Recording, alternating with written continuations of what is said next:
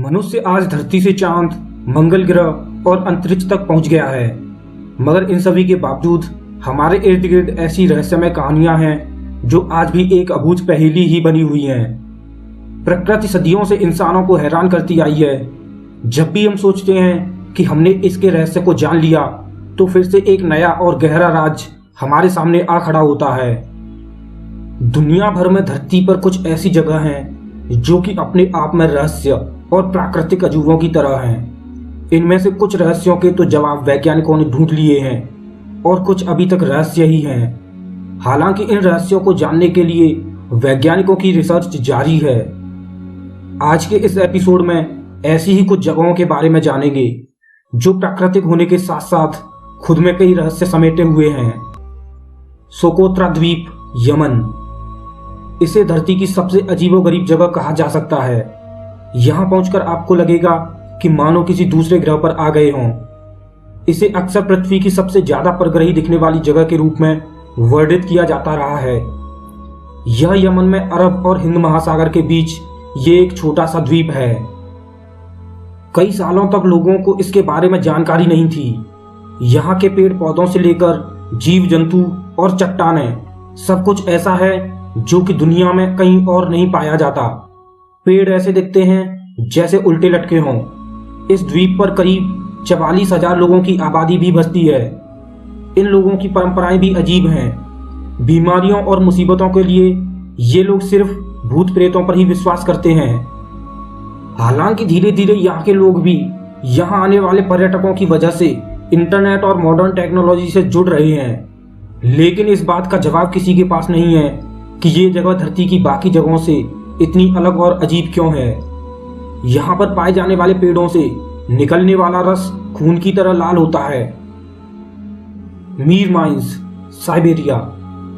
रूस के साइबेरिया में ये कभी दुनिया की सबसे बड़ी हीरे की खदान हुआ करती थी। कभी यहाँ से 1 करोड़ कैरेट हीरा हर साल निकाला जाता था। जब यहाँ हीरे का भंडार खत्म हुआ तो लोगों ने गौर किया कि ये जगह अजीब सी हो चुकी है।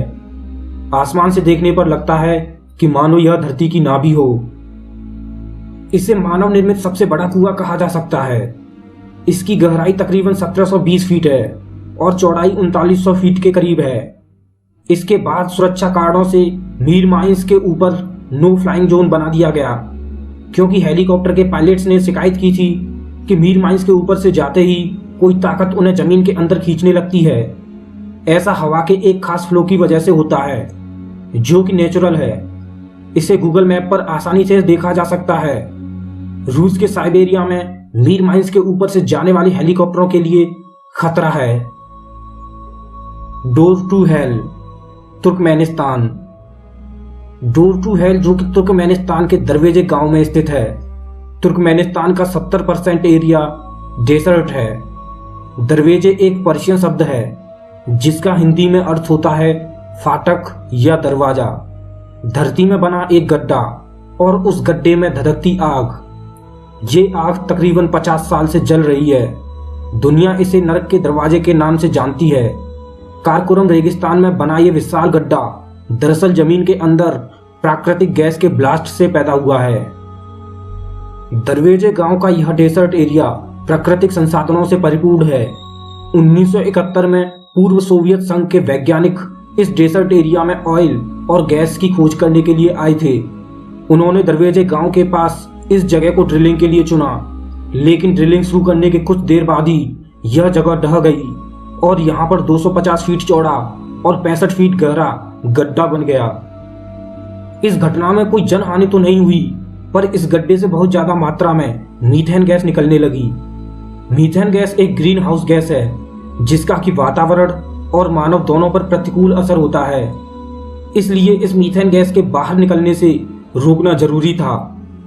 इसके 2 विकल्प थे, या तो इस गड्ढे को बंद कर दिया जाए या फिर इस मीथेन गैस को जला दिया जाए। पहला तरीका बेहद ही खर्चीला और समय लगने वाला था, इसलिए वैज्ञानिकों ने दूसरा तरीका अपनाया और इस गड्ढे में आग लगा दी। उनका सोचना था कि कुछ एक दिन में सारी मीथेन गैस जल जाएगी और आग स्वतः ही बुझ जाएगी, पर वैज्ञानिकों का यह अंदाजा गलत निकला और तब से अब तक ये गड्ढा लगातार धधक रहा है।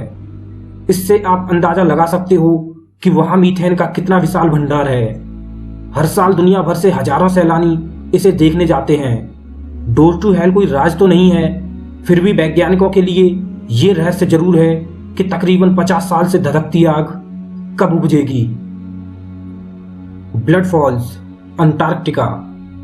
अंटार्कटिका के टेलर ग्लेशियर पर जमी बर्फ में एक जगह ऐसी भी है जहां से लाल रंग का झरना बहता है। इसे देखकर ऐसा लगता है कि इस झरने से खून बह रहा हो। हालांकि वैज्ञानिकों ने इस पर कई रिसर्च किए, लेकिन कोई निश्चित नतीजा नहीं निकाल पाए।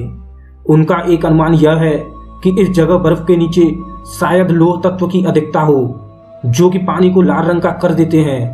हालांकि यह लाल झरना अभी तक रहस्य बना हुआ है। नाजका ड्राइंग्स, पेरू।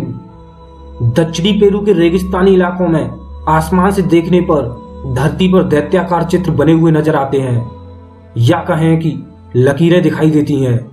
ऐसा लगता है जैसे किसी चित्रकार ने इन्हें धरती पर बनाया हो। पहली बार जब इन चित्रों को देखा गया तो एक बार तो पूरा विश्व चकित रह गया था। 80 किलोमीटर से भी अधिक क्षेत्रफल में फैले भूभाग में सैकड़ों रेखा चित्रों का संग्रह है। इन रेखाओं में पक्षी, बंदर आदि जीवों के अलावा कई ज्यामितीय रेखाएं भी हैं, जिनमें त्रिभुज, चतुर्भुज आदि संरचनाएं शामिल हैं। वहां के रहने वाले लोकल लोग मानते हैं कि ये रेखाएं यहाँ हजारों साल पहले रहने वाले नाजका इंडियंस ने बनाई हैं, इसलिए इन्हें नाजका रेखाएं या नाजका ड्राइंग्स कहते हैं। 1920 के दशक में पहली बार इन्हें हवाई जहाज से देखा गया था। नीचे देखने पर ये लाइनें आपस में उलझी हुई बेतरतीब लाइनें मालूम होती थी। कुछ लोग इन्हें किसी धार्मिक अनुष्ठान की निशानी मानते हैं। कहते हैं कि तत्कालीन सभ्यता यह विश्वास करती थी कि आकाश से देवता इन्हें देख सकेंगे। तो कुछ लोग कहते हैं कि हो सकता है किसी एलियन ने इन्हें बनाया होगा। लगभग 96 साल से इनकी रहस्यमयता बरकरार है। ये किस लिए बने हैं और इन्हें बनाने वाले कौन थे, यह आज तक पता नहीं लग सका। हजारों की संख्या में बने ये चित्र ये तो बताते हैं कि इनका कोई ना कोई मकसद तो जरूर रहा होगा। आसमान से दिखने वाली इन लाइनों को किसने खींचा है और ये चित्र क्यों बनाए हैं, कोई नहीं जानता। बरमूडा ट्रायंगल, अटलांटिक महासागर। बरमूडा ट्रायंगल के बारे में तो आप सबने सुन ही रखा होगा। यह धरती की सबसे चर्चित और रहस्यमय जगहों में से एक है। उत्तर पश्चिम अटलांटिक महासागर में एक त्रिभुज जैसा ये इलाका बरमूडा ट्रायंगल कहलाता है, जिसे डेविल्स ट्रायंगल यानी शैतानी त्रिभुज भी कहा जाता है। यह करीब 39 लाख वर्ग किलोमीटर का इलाका है। इस जगह से गुजरने वाले तमाम जहाज और विमान अचानक गायब हो जाते हैं। इन विमानों या जहाजों के कोई निशान भी नहीं मिलते और वो रडार से अचानक लुप्त हो जाते हैं। अमेरिकी नेवी का मानना है कि यह बरमूडा ट्रायंगल है ही नहीं और अमेरिकी जियोग्राफिक नामों में ऐसा कोई भी नाम है ही नहीं।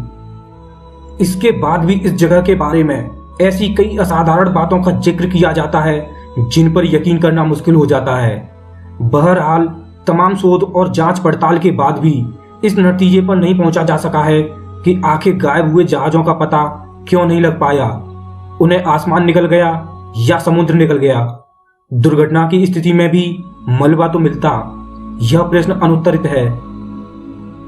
बरमूडा ट्रायंगल के बारे में सबसे पहले जिक्र कोलंबस ने किया था। कोलंबस ने 11 अक्टूबर 1492 की अपनी जर्नल्स में लिखा है कि उस जगह से कुछ दूरी से गुजरते वक्त उन्होंने क्षितिज पर नाचती अजीबोगरीब रोशनी देखी।